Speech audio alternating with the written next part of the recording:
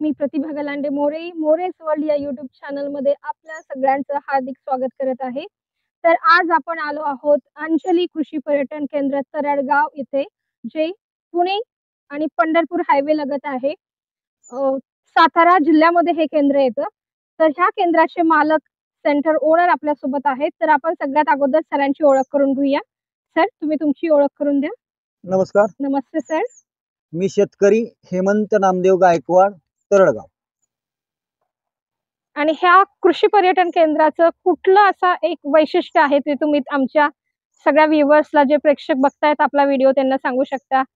आपल्याकडे एक अशी हिस्टॉरिकल गोष्ट आहे की साधारण 300 ते 350 वर्षापूर्वीची श्री क्रांतिसिंह नाना पाटील यांच्या पदस्पर्शाने पावन झालेला एक पलंग, जो जुन्या काळात आपण आत्ताच्या काळातला बेड म्हणता येईल किंवा जुन्या काळात तो पलंग म्हणून वापरला जायचा। ते साधारण जर हिस्टॉरिकल त्याचा अभ्यास करायचा म्हटलं तर आम्हाला मिळालेल्या माहिती प्रमाणे तो साधारण एक 300 वर्षाच्या आसपासचा जुना पलंग आहे। ॲग्रो टुरिझमचं खास वैशिष्ट्य आहे। ओके, तर आता आपल्या अंजली कृषी पर्यटन केंद्रामध्ये पर्यटकांसाठी ज्या वेगवेगळ्या सुविधा दिल्या जातात त्या आपण थोडक्यात जाणून घेऊया। पुढे जायचं सर? ओके, चला। हा अंजली कृषी पर्यटन केंद्राचा एंट्रन्स आहे। आपण बघू शकता की रस्त्याच्या दोन्ही बाजूला दुतर्फा किती छान नारळाची झाडं लावलेली आहेत। त्या साईडला आंब्याची फळबाग दिसतेय। पूर्ण परिसर असा एकदम ग्रीन आहे।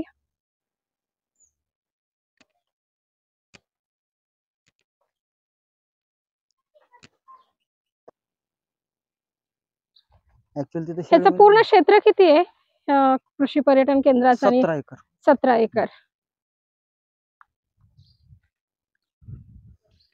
आणि शेतामध्ये काही फळबागा वगैरे आहेत सर? आहेत की। कुठल्या कुठल्या? अंजीर आहे, चिक्कू आहे, पेरू आहे। झाडाचं म्हणाल तर विविधता भरपूर झाडं प्रकारची झाडं आपण लावलेली आहेत। पिकं कुठली कुठली घेतात आपण? प्रामुख्याने ऊस, आलं, ज्वारी, बाजरी, गहू अशा प्रकारची पिकं घेत असतो। हे शेळी मंडीचं युनिट आहे। आणि हा आपला 10,000 पक्ष्यांचा बॉयलर फार्म आहे।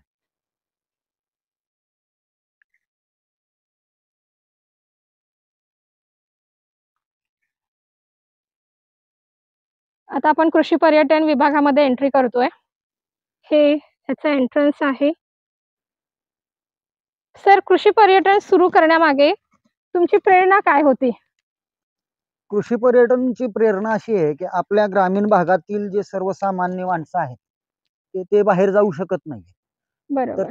त्यांना जे काय आपल्याला जे जास्तीत जास्त म्हणजे कसं मनोरंजन, शेतीविषयक माहिती ग्रामीण भागात असल्यामुळे त्यांना त्याची अपेक्षित नसते। शहरातल्या लोकांना माहित नसतं, त्यामुळे त्यांना हे गोष्टी एक्सप्लोर करायला जास्त आवडतात। की बाबा येणाऱ्या पर्यटकांना आपण शेती काय आहे, शेतीची अर्थव्यवस्था काय आहे, शेतीची पिकं पाण्याचं नियोजन काय आहे, या संदर्भात आपल्याला आनंदाने आणि मनमोकळेपणाने दुसऱ्यांना सांगता यावं, या उद्देशाने मी या व्यवसायाकडे वळलो। शाळेची मुलं येतात, शाळेच्या ट्रिप्स वगैरे आलेत का इथे? शाळेच्या भरपूर आतापर्यंत जवळजवळ साधारण एक या वर्षात माझ्याकडे 500 तरी शाळांच्या टोटल सहली नियोजित झालेल्या आहेत। ओके, आता हा जो सेक्शन दिसतोय आपल्याला इथे, ह्याच्याबद्दल आपल्याला काय सांगता येईल? इथे तुम्हाला मी सुरुवातीला जे म्हटलं की 300 साधारण वर्षापूर्वीचा जो पलंग आहे, हा तो पलंग आहे क्रांतिसिंह नाना पाटलांच्या पदस्पर्शाने पावन झालेला, तो आपण या ठिकाणी ठेवला। शिवाजी महाराजांची प्रतिमा आहे तिथे। त्याचबरोबर आपलं महाराष्ट्राचं आराध्य दैवत छत्रपती शिवाजी महाराजांच्या आलेल्या पर्यटकांना सुरुवातीलाच आपण महाराजांना अभिवादन करून बाकी आपण पुढे इतर आनंद घेऊ शकतो, म्हणून या ठिकाणी शिवाजी महाराजांचं छोटंसं स्मारक बनवलेलं आहे। हा लहान मुलांना खेळण्यासाठी आल्याबरोबर बाबा खेळता यावं या उद्देशाने या ठिकाणी आपण येणाऱ्या पर्यटकांना हे किचन आहे आणि इथे डायनिंग एरिया, हॉल आहे। इथे आपण टेबल खुर्ची लावून देऊ शकतो आणि ज्यांना इच्छा असेल त्यांनी खाली बसू शकतात। भारतीय बैठकीने पण आपण या ठिकाणी जेवणाची सुविधा करू शकतो आणि टेबल खुर्च्या नियोजित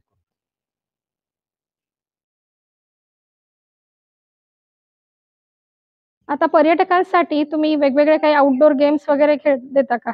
हा, देतो. आपण जे आपले जे ग्रामीण खेळ असतात ते ग्रामीण विटी खेळ दांडू, लगोरी आम्ही तेही अगदी सुरुवातीपासून म्हणजे आपल्या ॲग्रो टुरिझमला ग्रामीण खेळापासून म्हणजे अगदी विटी दांडू पासून खेळ म्हणजे अगदी विटी दांडू, आपली गोट्या म्हणा किंवा बोहरी म्हणा, ह्या खेळापासून अगदी काचा, कवड्या ह्या खेळांसहित अगदी ह्याच्यापर्यंत आपले व्हॉलीबॉल, फुटबॉल, क्रिकेट एवढं सगळं सर्व साहित्य आपण येणाऱ्या पर्यटकांना या ठिकाणी उपलब्ध करून देतो. छान.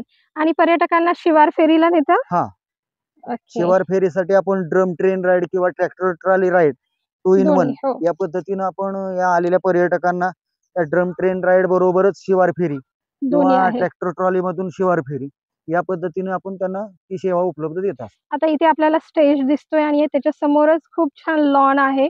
हा, स्टेज, लॉन आणि हॉल करण्यामागचा एक उद्देश असा होता की कसं होतं की जय जवान आणि जय किसान फक्त नारा देण्यापेक्षा आपण त्यांचं काहीतरी सामाजिक देणं देऊ लागतो.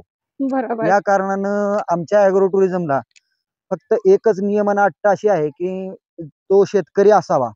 बरोबर. त्या शेतकऱ्याच्या मुलाच्या लग्न कार्यासाठी आपण हा एवढा मोठा प्रचंड हॉल केवळ आणि केवळ 21,000 रुपये भाड्यात त्यांना आपण उपलब्ध करून देत असतो. अरे वाह!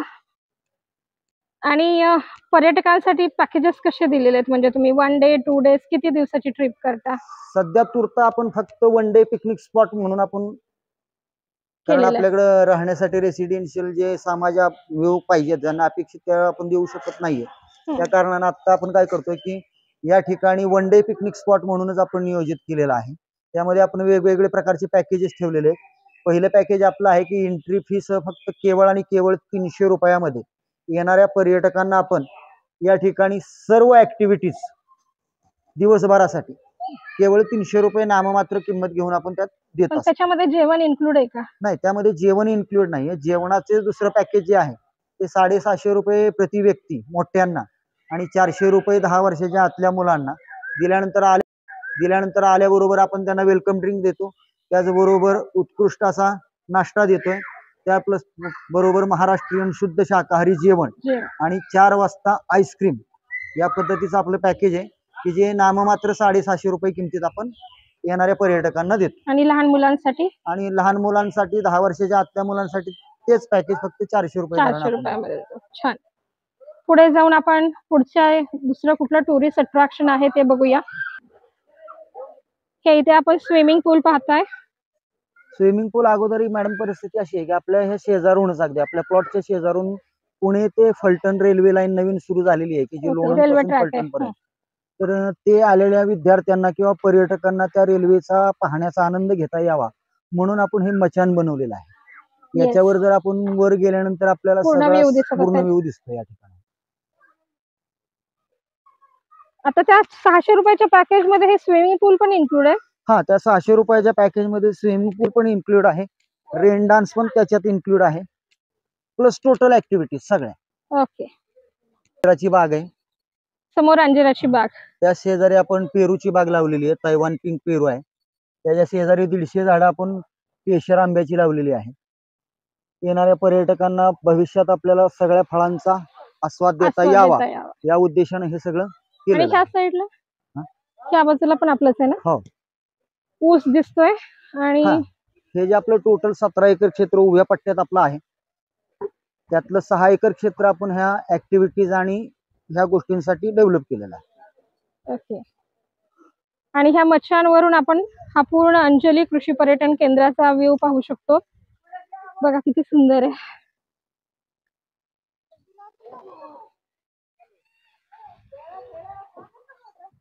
समोर आपल्याला काय ऍडव्हेंचरस ऍक्टिव्हिटी दिसत होत तसं ते? हा, जाऊया तिथे. मग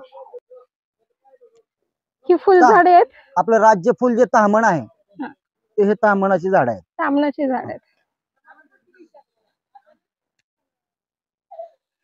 इथे ह्या बोर्ड वरती आपल्याला सगळे चिन्ह, राज्याची मानचिन्ह आणि भारताची मानचिन्ह दिसतात आहेत. इकडे बैलगाडी, झोका, त्या आडाची प्रतिकृती आहे. ती आडाची प्रतिकृती महिलांसाठी जे आपले खास नऊवारी साडीची जी थीम आहे त्या साडीमध्ये ज्या वेळेला महिलांची साडी हे करतात फोटोग्राफीसाठी पॉइंट आहे. फोटोग्राफी असणारा तो पॉइंट आहे. चाफ्याची झाडं, फुल छान आहे तिकडे. इथे पर्यटकांना राहण्याची सोय कशी आहे सर? तिथं पर्यटकांना सर इथे पर्यटकांना राहण्याची सोय काय केली आहे? ठीक आहे, आपण 2 रूम केलेले आहेत या ठिकाणी, की जिथं आपण याला कोकण फील म्हणून नाव दिलेलं आहे. कारण हा जे सगळं बांधकाम कन्स्ट्रक्शन जे आपण केलेलं आहे ते कोकणातील जो चिरा दगड मिळतो बरोबर, त्या दगडात हे सगळं बांधकाम केलेलं असून या ठिकाणी 2 अशा छान पद्धतीच्या रेसिडेन्शियल रूम्स आहेत. ओके.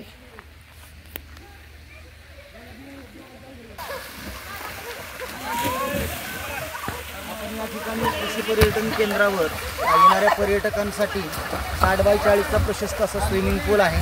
त्याचबरोबर पलीकडच्या बाजूला लहान मुलांना खेळण्यासाठी बेबी टँक म्हणतात तो आहे.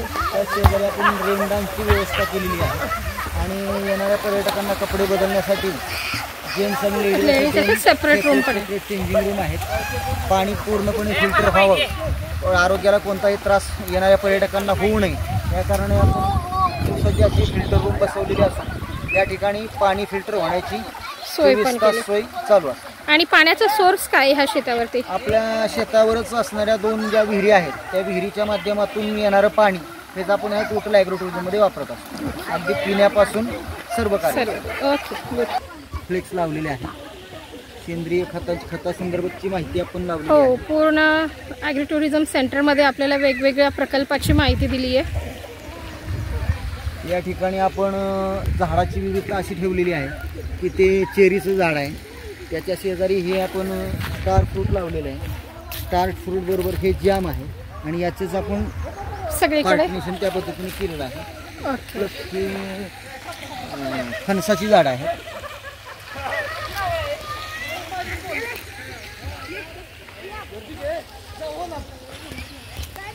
समोर रूपात आपण या ठिकाणी अगदी विटी दांडू पासून ते गोट्यांपासून ते अगदी व्हॉलीबॉल फुटबॉल पर्यंतचे सगळे क्रिकेट सुद्धा जे आवडतं ते खेळ खेळू शकतो आपण. सगळ्या आउटडोर ऍक्टिव्हिटीज इकडे होतात. आणि समोर आपण पाहतोय आणखी ॲडव्हेंचरस ऍक्टिव्हिटी आहेत.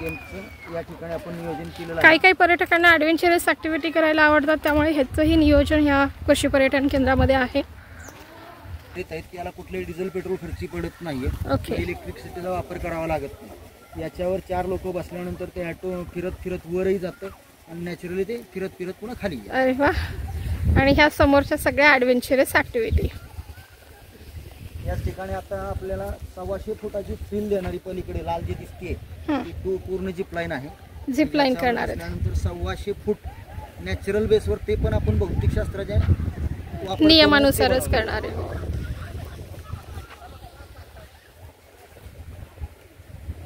हे मसाल्याचं झाड आहे. ह्याचं गुणवैशिष्ट्य असं म्हणजे की हे झाड जर आपल्या सानिध्यात असेल तर जे आपले काय मच्छर माशा हे प्रकारच्या गोष्टी ह्याच्या सानिध्यात येत नाहीत. याच्यापासून कोणता रासायनिक नॅचरल जो काय होत असतं या कारणामुळे काय होतं की आपल्या आसपास माशांचा प्रादुर्भाव पूर्णपणे कमी होतो, नष्ट होतो. ते समोर दिसतंय ते ह्याचं वेलदोडा आणि हा वेलदोडा हे फणस आहे. तो सोनचाफा आहे समोर पलीकडचा. ते तमालपत्रची ते 2 झाडं तमालपत्रची आहेत. इथं हे जे झाड आहे ते याचं आपण झाड लावलेलं आहे दालचिनी. हो. त्याचबरोबर पलीकडच्या बाजूला जायफळाची झाडं लावलेली आहेत. अशी मसाल्याची झाडं पण इथं आयुर्वेदिक गार्डन केल्यासारखे केलंय सर. छान. रक्तचंदनाची झाडं आणून लावलेलं आहे. आणि मला आवडच आहे की कोणतंही झाड बायोडायव्हर्सिटी मेंटेन केली आहे. आमच्या मुलीचे सिलेक्शन आहे. अरे वा, छानच आहे. ते ॲग्रीच आहे. BSc ॲग्री फायनल इयर करते.